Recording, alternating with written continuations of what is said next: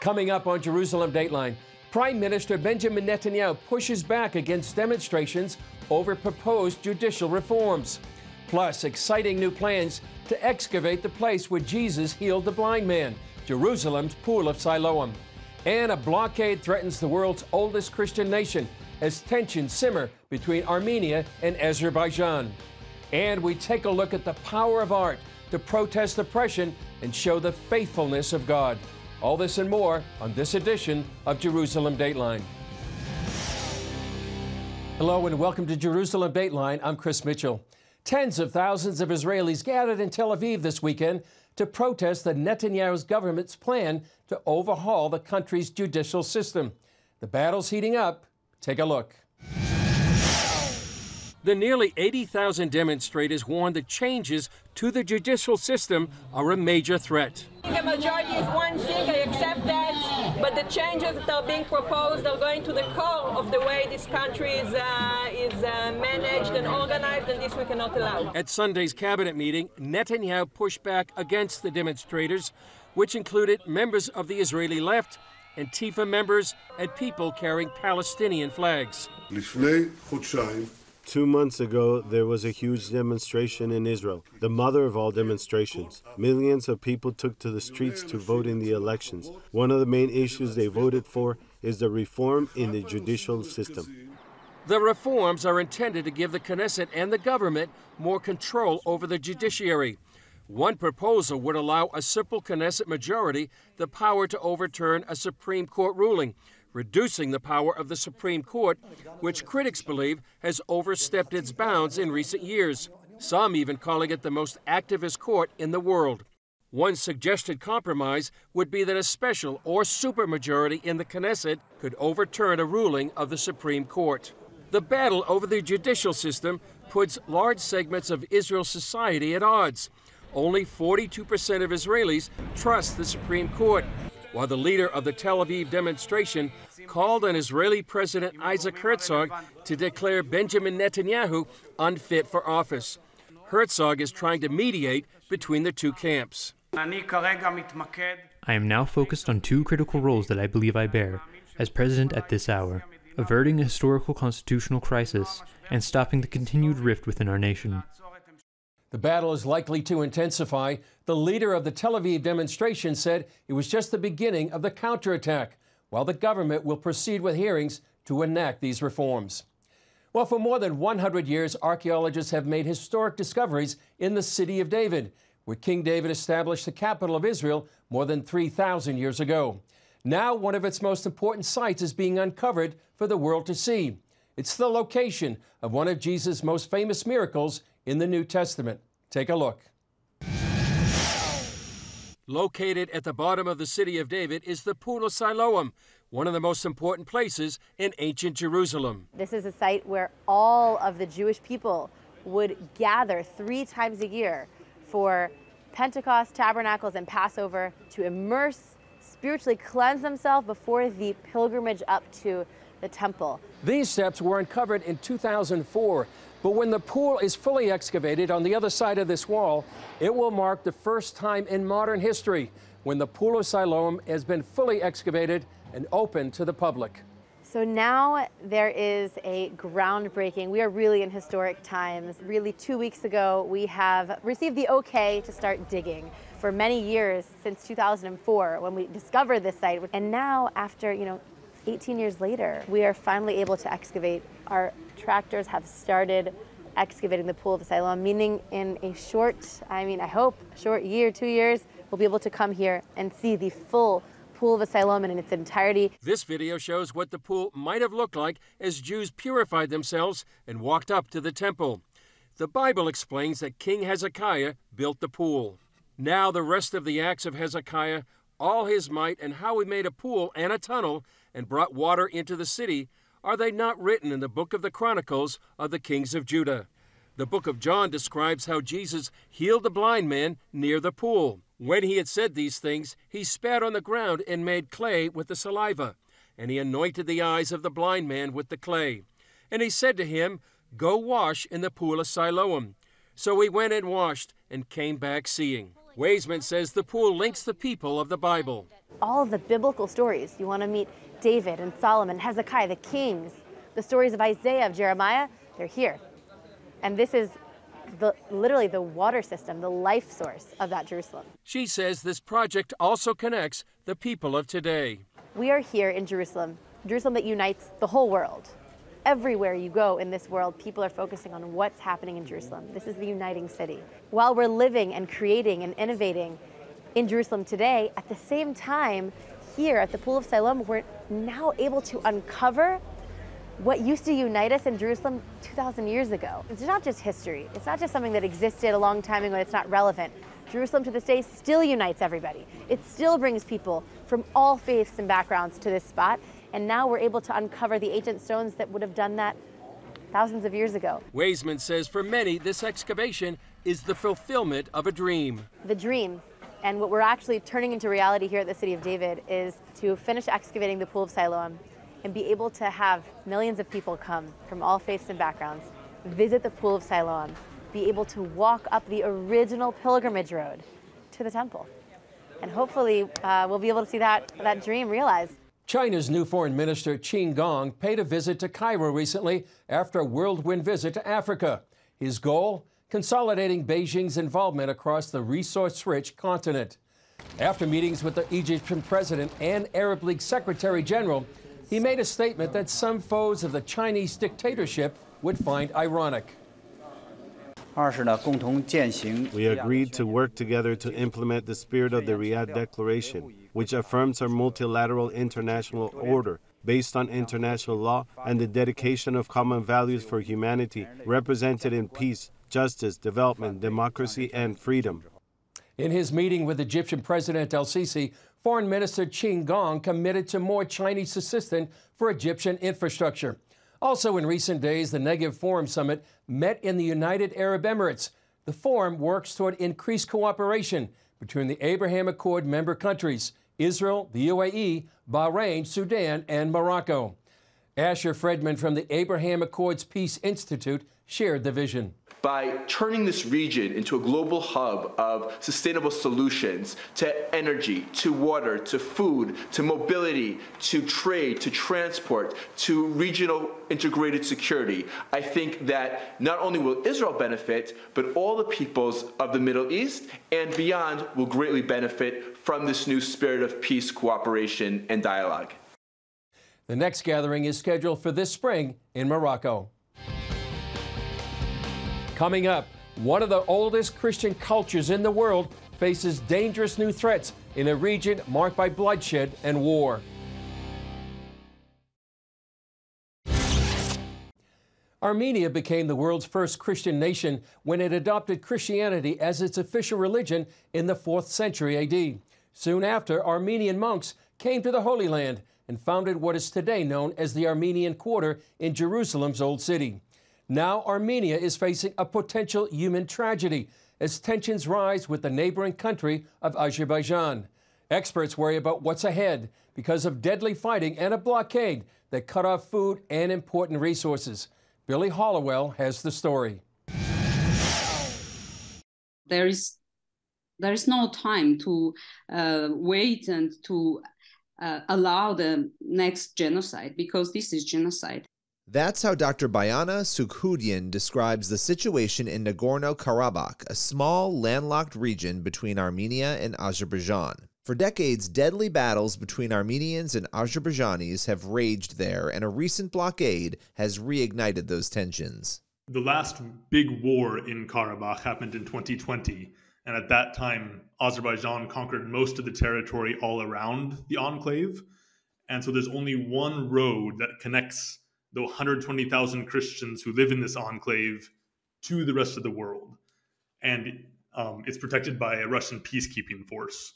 On December 12th, Azerbaijani protesters reportedly blocked that road, known as the Lachin Corridor, preventing food, medicine, and other basic transport in or out of Nagorno-Karabakh. I'm a pediatric neurologist. Together with my colleague, we saw many children with epilepsy who have to take anti-seizure drug to get free of seizures, but now there is shortage of these drugs.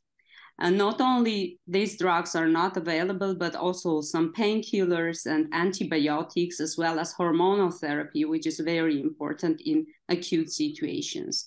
In addition with that, there is shortage of baby formulas. The blockade sparked immediate condemnation, with critics across the world calling on Azerbaijan to halt the obstruction. Ruben Vardanyan, Minister of State for Nagorno-Karabakh, believes the region's most recent battles stem, in part, from a clash of worldviews.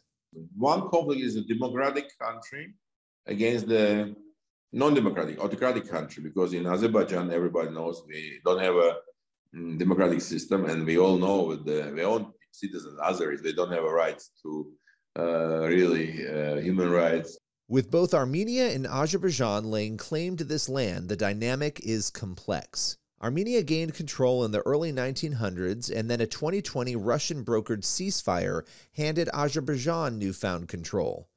Joel Veldkamp is among those who worry the worst is yet to come for Armenia, one of Christianity's oldest communities. I think this is probably the prelude to an Azerbaijani armed attack on Nagorno-Karabakh. And if that happens and Russia does not step in, Armenia is probably not strong enough to stop them from conquering the whole region. There will be massacres. There will be civilians killed. There will be families killed, most likely. This is what happened during the last war and the war before that. And at the end of it, this land, which is the ancient homeland of the Armenian people, this is where their alphabet was designed, it has some of the oldest churches in the world, will be completely destroyed. This ongoing dispute, especially in light of the past genocidal horrors Armenians have faced, has human rights groups deeply concerned about what's to come. This is Billy Hollowell for CBN News. Coming up, while protests in Iran continue, a mural in downtown Jerusalem is a banner of hope and solidarity with the Iranian people. Protests inside Iran calling to overthrow the regime are now into their fourth month. This effort continues to draw international attention and has spread to Jerusalem, where Israelis are supporting the Iranian people's cry for freedom. This mural hanging in a Jerusalem neighborhood is intended to send a message of Israeli solidarity with the women of Iran. The purpose of the mural is to bring awareness to what's happening in Iran. There are murals all around the world right now, but this mural in Jerusalem is head and shoulders, in my opinion, above all the rest, because it's important for me to show the world that the Jews, the Israelis, are standing with the Iranian people fighting for freedom. The idea began in San Francisco after Iranian-American filmmaker Houman Halili helped create a mural supporting Iranian protesters that went viral on Instagram. It caught the attention of Jerusalem Deputy Mayor Flor Hassan Nahum, who organized Israel's first demonstration supporting the people of Iran. We felt that it was only right to do something in their honor so that they can hear our voices of support. The 21 by 15 portable banner carries the slogan, "Women, Life, Freedom," and highlights 4 of the women murdered by the Islamic regime during this revolution. The women who are basically the frontline warriors of a war in Iran. The artist draws the connection of women and their hair because Iran's so-called morality police killed Mashar Amini for exposing part of her hair, sparking this national movement and international support. Also, it's the women of Iran taking the lead in the protest. And the women are the ones ripping off their hijabs. They're standing in the streets, they're fighting, they're risking life and limb, literally risking life and limb. Now, nearly 4 months into this revolt, the regime is executing more protesters. And yet, Khalili feels the protests are still not getting the attention they deserve. Right now, the Western media isn't really covering this. And my hope and prayer is that the U.S. will follow Israel's lead and say, look, we need to cover this. We need to, at least in the media and the press, support the Iranian people. Halili says many do not realize the ancient bond between Israel and Persia, modern-day Iran. Biblically speaking, there was a time where Israel and Persia, the Persian Empire, now Iran, were close. They were friends. They supported one another, and they loved one another. And I want that to return. I want Iran to support Israel and Israel to support Iran. Well, we stand with the people of Iran because we stand for human rights everywhere in the world. We stand for freedoms everywhere in the world. But secondly, Iran is in our region. This is our neighborhood.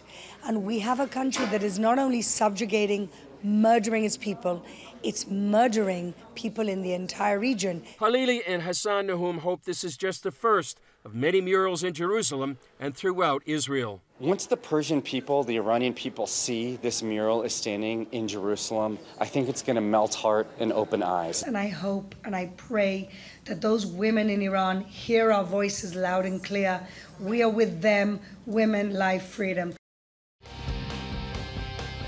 Coming up, how the famous Bible story about the Valley of the Dry Bones foretells the birth of today's Jewish nation, the modern state of Israel. Thank you for watching Jerusalem Dateline. We're committed to providing you with unbiased reporting from the Holy Land. Through weekly broadcasts, podcasts, and online media, our vision is to reach millions around the globe with the true story of what's happening in Israel and the Middle East, all from a biblical and prophetic perspective.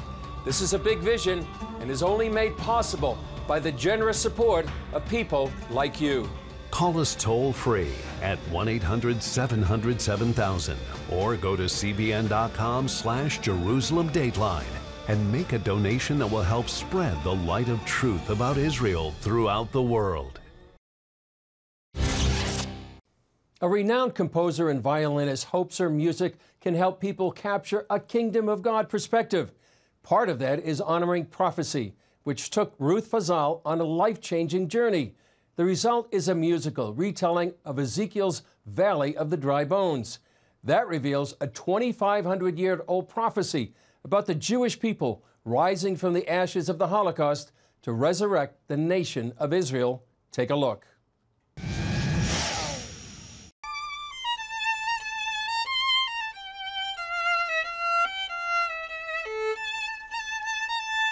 World-class violinist and composer Ruth Fazal felt the Lord told her to explore Ezekiel 37's story of the Valley of the Dry Bones.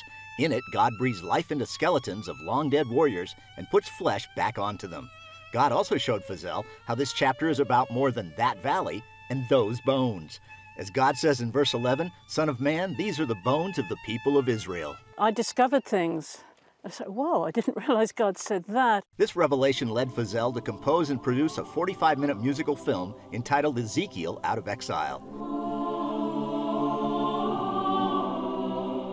Since the story is really about all God's chosen people of Israel, the film opens with the many disasters that have afflicted Jews across the ages, from the Babylonian captivity to being scattered and exiled, up to the horror of the Holocaust. And that's how the exiled, beaten down Jewish people became like that valley of dry and half-buried bones. The whole time of exile is, I think, in Jewish thinking, is very much, it was like a grave. They were the graves. In the valley, God tells Ezekiel to prophesy life into those bones and graves, just as in the film we see the land of Israel resurrected from desert to lush landscapes.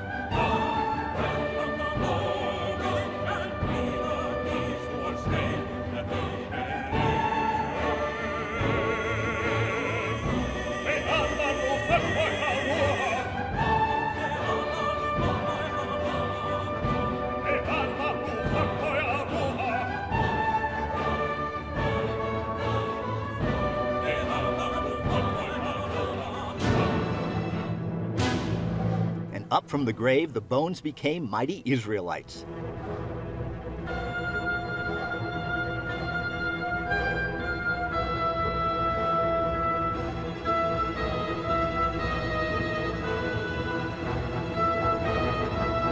Fazal points out this was God prophesying the Jews would revive, rise, return, and resurrect the nation of Israel itself. As the Lord said in verses 12 and 14, "And I will bring you back to the land of Israel. I will settle you in your own land." They came up from the graves of the Holocaust, and out of that we see the fulfillment.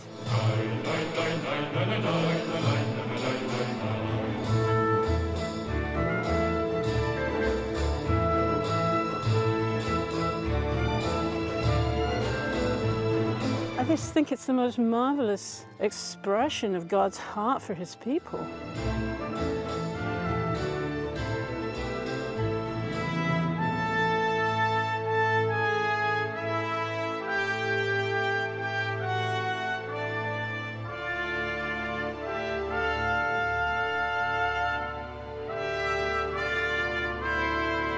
So it's all about looking and seeing what God's doing and what he's fulfilling. I want to say to all of Israel, look what God has promised you. You know, look what he said.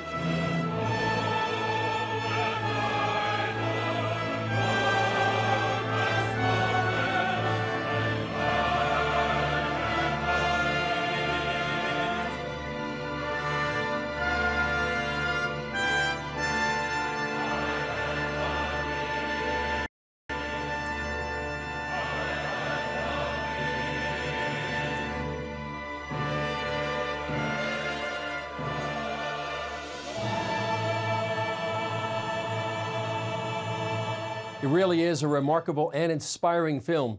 If you'd like to get Ezekiel Out of Exile, you can go to Fazal's website at ruthfazal.com. Before we go, we want to share with you an archaeological discovery 4,000 years in the making. Israeli excavators recently uncovered a stash of prehistoric ostrich eggs near an abandoned fire pit in the Negev desert. The eggs on your screen date anywhere from between 4,000 and 7,500 years old. They were preserved thanks to the desert's dry climate. Experts say these eggs were an important food source and may have been on the menu for a prehistoric breakfast. Omelet, that is. Israeli researchers will examine the eggs in a lab to find out more about their origin and who may have used them. Well, that's all for this edition of Jerusalem Dateline. Thanks for joining us. Remember, you can follow us on Facebook, Twitter, Instagram, and YouTube, and you can also access CBN content through our CBN News and other CBN apps. And don't forget to sign up for our email blasts so you can continue to receive all of our exciting CBN content. I'm Chris Mitchell. We'll see you next time on Jerusalem Dateline.